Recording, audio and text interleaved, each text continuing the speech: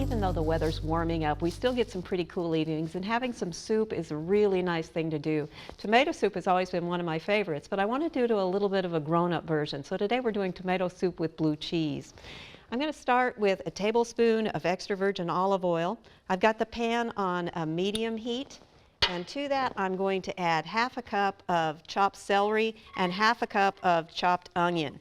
Now, the amount of chopping you do is dependent on how chunky you like your soup later, because this one is not going to have the hand blender go through it or go through any other kind of mixing in order to break these bits up. They're going to soften, and so they're going to feel a little bit more flexible and tender, but I'm not going to make them any smaller than they are now. I want this to simmer on a fairly low heat, medium to low, for about 10 minutes. I don't want the onion to brown. I just want it to get nice and soft and bring some of the sugars out for the flavor to help sweeten the soup as it cooks later on. I have a can of vegetable broth, the 14.5-ounce can. That's about 1 3/4 cups or so if you make your own. I also have 3 cups of tomatoes. Now, I'm using crushed tomatoes, but you can use larger tomatoes, you can use whole tomatoes. Just make sure you use the juice. You can use diced tomatoes. Your home canned tomatoes, this is a great use for some of those as you want to consider getting them off the shelf, rotating them off the shelf. They'll keep indefinitely as far as safety is concerned, but the quality begins to deteriorate after a year. So you want to try and use them up within 2 years at the most. Also to this, we want to cut that sweetness a little bit more, even though we've got the onion in there. So I've got a teaspoon of sugar and 1/4 teaspoon of dried thyme and 1/4 cup of dried red wine. Now, if you don't want to use the wine, that's fine. You can use some additional broth. That will work also. This gives it a really nice, rich, deep flavor.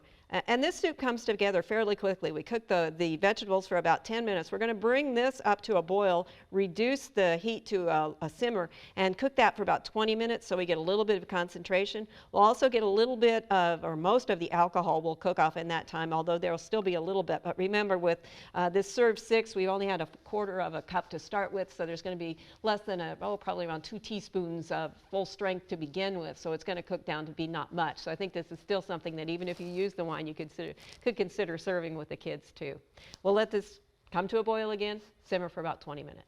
After the 20 minutes, you're ready for the last couple of ingredients. This is a cream of tomato soup, and adding milk to something acidic like tomatoes can be a problem. So we're using half and half. The original recipe called for cream, but the fat actually helps reduce the probability that it's going to curdle. The other thing that's going to help us reduce the probability this is going to curdle is that we're adding the cold milk to the hot soup, and that for some reason also helps reduce that problem. Whichever you're using, make sure that you use fresh, because it makes it more difficult as the milk gets older. You're more apt, or the cream, it's more apt to have a problem with curdling develop. So those are just a few tips.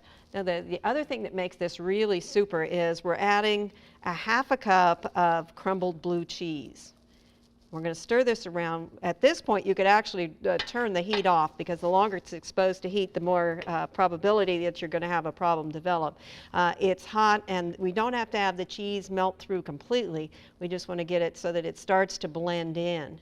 You can see that's happening, and that adds all that terrific flavor. And with the deepness you got from that wine and the blue cheese and the little bit of creaminess, it is just unbelievably super good.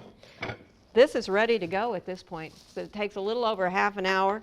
You have this great soup for a nice evening. You can have this either just warm or piping hot, depending on the weather and how close you can get it timed to when you're ready to eat. I'm going to set this here on our plate with a few crackers, and I've got a little bit more additional cream cheese to sprinkle over it. And finally, we're going to put a little bit of cracked black pepper on there, and you're ready to go. This is a really, really tasty dish. I hope you'll give it a try. Use up some of those canned tomatoes that you've had stored away since last summer. For Oklahoma Gardening, this is Barbara Brown, and this was Tomato Soup with Blue Cheese. We hope you've enjoyed this classic from the Oklahoma Gardening Vault. Remember, even though these tips and techniques are timeless, there's always something new to learn in the world of gardening. By subscribing to both Oklahoma Gardening and OK Gardening Classics, you'll have access to a wealth of gardening knowledge. both classic and contemporary.